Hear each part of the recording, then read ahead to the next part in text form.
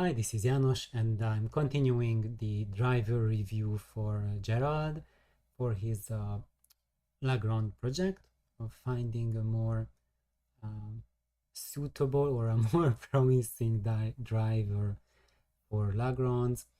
Of course, when I did the previous video, there was a lot of feedback, lot of comment on it, and what is the better driver is something really subjective, and when you try it out really with each different driver, you will find certain drivers where that you will find it giving you a subjectively more pleasant or preferable experience on certain songs compared to any others. So there won't be anything that is in every occasion, every scenario, every setup, every room always better than another driver. That sort of thing doesn't exist in the universe. What exists is that one driver in a certain setup with a certain room, as your room is progressing to a higher level, as your amplification and sources are progressing to higher level, that means to me that it's able to present music in a more natural way, with a more complete harmonic content, a more complete tonal content, better timing information, and all across resembles how natural music, how natural sound sounds like. To me, that's a higher level presentation. And instinctively, all of us, we get it right away, what is more natural, what is more normal sounding, which is equivalent to me as better sounding, but that does not equate that it must always have better bass, better highs, better butter everywhere. But it progresses towards a more natural, more human sound. To me, that's when you go for a better driver. But the driver in itself, it doesn't exist in a vacuum. I really did not get into these things in my previous video, because this video is specifically in answer to Gerard's question. I already know what his system is. He already has the Grande build, so I know what he wants, where he's standing, and I'm specifically giving him these recommendations. But at the same time, I also, based on the comments I got for that video, I'm also expanding it so that more of you will find it applicable for your condition as well. So what we are seeing here, I'm not sure if we are seeing the, oh, now we are seeing the pointer. This is Gerard's list. He compiled this list for me. So this is really what I want to see from all of you who are asking for me for advice. János, what do I do? Is I don't want to just, pour words down into a big vacuum. I want to see that you have done your homework, you are really interested in what you are doing, and you are committed to learn and progress. And by showing me these things, I know where you stand, I know what you have looked at, where you want to take things, and where is it that I can be of help for you. So basically these are single drivers, and really Gerard is hoping that at least one of them will be a promise for his Grande speakers to take them to a higher level. And yes, these are much higher level drivers than what people have generally played around with the Grande and Le Petit and the Bumblebee, Jürgen's Die Hummel. And however, these higher level full range drivers also require bigger cabinets. So our Grande speaker is really at that level that it wants a smaller driver, or if you are going like bigger towards like a 6-inch range or a little bigger than that, we must really have a look at this parameter here, the VAS, which is kind of like when we think about the TLA small parameters, this is what tells you that based on the computer modeling and simulations, what is the optimal cabinet volume that that the driver likes to see. Actually, you can try it out, and you might find that very different volumes can work as well. And that's what we are doing with Grande, is that basically this cabinet volume is way bigger than the VAS in the papers. However, that's the crucial observation, that if you make your cabinet volume bigger than the VAS for the TLA small parameters, that's when you will be getting higher efficiency and higher bass output than what is in the TLA small parameters given for that VAS.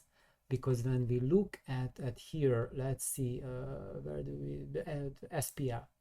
So this line here that shows what is the sensitivity of these drivers, and this sensitivity is not an absolute sensitivity. So when you have a driver, it's always that sensitive. No, this sensitivity rating is referred to this cabinet volume. So when you change that cabinet volume, that efficiency or sensitivity rating a little bit, or when we look at the bass response, a lot changes with the volume. So when you have like really tiny drivers like the Fostexes in Grande, when we put them in a bigger volume, then their low end, the deep bass suddenly starts to appear and come up. So they really get lungs. The volume inside the cabinet is the lungs of the loudspeaker, and today is the tendency is that we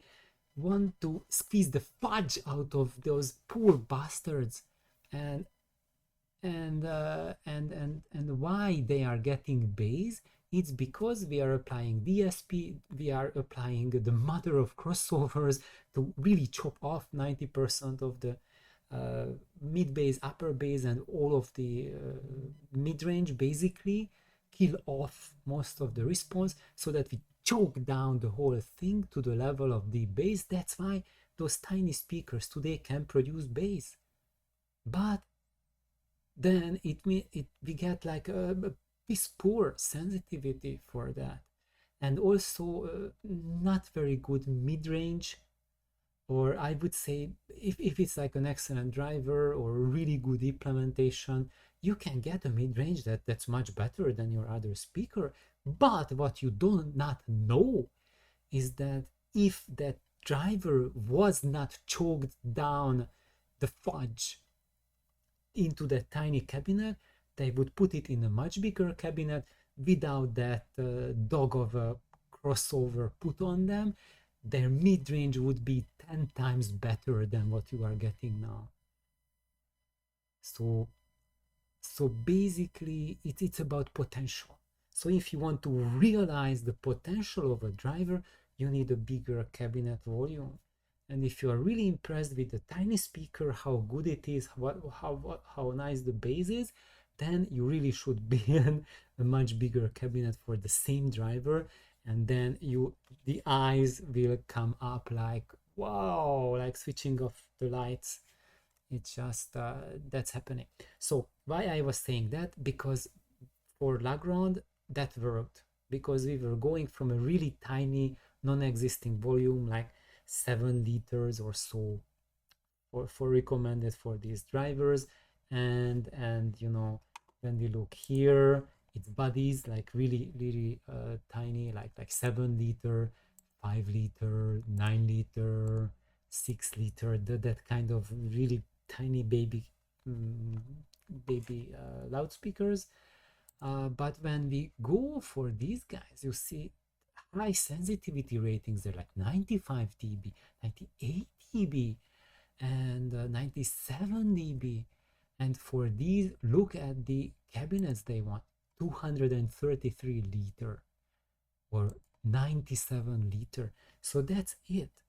If for that kind of efficiency, we need those monstrous cabinets. So basically, if we want to use this driver, which is the Lee Song Fast 10, then we need a cabinet that's almost 10 times bigger than La Grande to really have this kind of efficiency.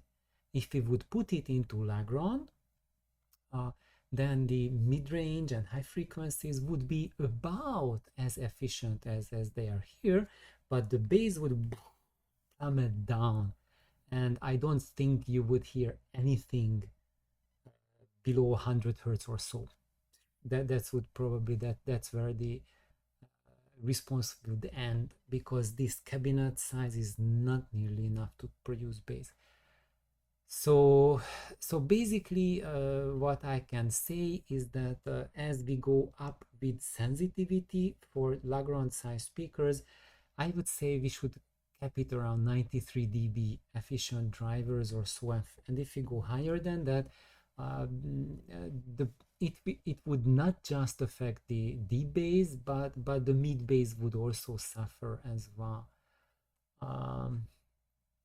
So what was Gerard's choice that he thought he would use here is the 8-inch diameter Sonido, and that wants really twice the volume of the La Grande cabinets. So if we would put them into La Grande, and you see it's about 95 dB sensitive, it would not have any deep bass at all, and already in the mid bass I think it would start to drop quite noticeably. So Gerard already has these drivers, so he's thinking about getting building a different cabinet for them, and Sonido has sent him a really nice design for a horn, and I do not have that pulled up now, but that's a nice option. And why he's thinking about that? Because the void pipe would be a perfect option for this, but there is something called the wife acceptance factor, and if she says no to a certain idea, then you have to look for something else. And this is what happened in this case, which is super unfortunate, because this, if you were impressed by La Grande, then the Sonido with the void pipe is something that I would think anyone, well, maybe not anyone, but most people could settle for as their final loudspeakers, and never look for anything else, provided that it likes your room. And does it like your room? I cannot say. I have tried my void pipes in maybe like 15 different rooms, and I had some general predictions and formulations, like how I can calculate which room it will like and which won't, but ultimately I had to try them everywhere, and I had some big surprises, because there were some rooms that I thought it would not work, and it was just phenomenal in those rooms. And there were other rooms where I thought, oh, it should sound pretty good, man, and it was like, okay. It never sounded really bad, but depending on whether it sounds that okay level or phenomenal, there's like a world-class difference between the two. Maybe not world-class, but that type of difference between, oh, these are fun speakers, or I am okay, these are for me, and now I'm just out of this game about looking for speakers and whatever. I'm just into collecting music and listening to them, and I don't care about stereo adventures anymore. I just want to listen. That's all. And for those of you who would think that like a bass reflex would be a better idea than void pipes, only in that aspect that if the void pipes don't work in a room, then maybe a bass reflex or a horn or some open panels would work better there. But it doesn't mean that that design is better, because like you put that in a different room, and in that room it doesn't work. So I have a story about that, about my void pipes. when I moved to one of the places I lived, and it was a really weird shaped living room, and there the void pipes didn't sound good at all. They sounded like really nothing. And I had the Wonderstein set up there, and they sounded phenomenal. But except for that, but does that mean that okay, when I choose the Wondersteins, then am I stepping up compared to void pipe? In that room, yes, you did, or I did. But in every other room I tried, the void pipes were way better than the Wondersteins. So to me personally, uh, so it is something that really we have to just rack up this experience in audio to find out things. So basically this will not work here, and for Gerard I can say that I looked at the plan that you got from Sonido, and it's solid, it's really good, it's a great horn that this driver will work well inside that. And compared to a void pipe, what I can say is that it will have even higher sensitivity than in that horn compared to putting it in a void pipe. However, in the void pipe, it will go much deeper. So the deep bass will be really there and really rich and tuneful. But in the horn, it won't reach. It probably will reach only like 1 octave higher than how deep the void pipe reaches. So that's the difference in the physics between them. So the void pipes can handle really low frequencies compared to a similar size horn speaker with the same driver. So now let's go at the other selection, because there's another Sonido driver. That's the let's see if I can make it. Okay, so you can see it. I just didn't see it. So this is the 7-inch version, and that one wants half the size cabinet to work optimally. 27 liters, that's about the size of La Grande as well. So this will be fun. So Gerard's question was that can we use the same driver placement, because for the Fostex there was at 2 kilohertz a sudden notch here in the frequency response, and I designed it, the placement, so that that notch is taken care of. So can we use it here? So when we look at it at 2 kilohertz, yes, there is a small valley there. So I would say even we could use the exact same mounting that you are using for the Fostex, and we just put the Sonido at the same position and it will work. So it will fill up the frequency response here a little bit like that. However, you see that like around 1.5 kilohertz, there's an even deeper valley.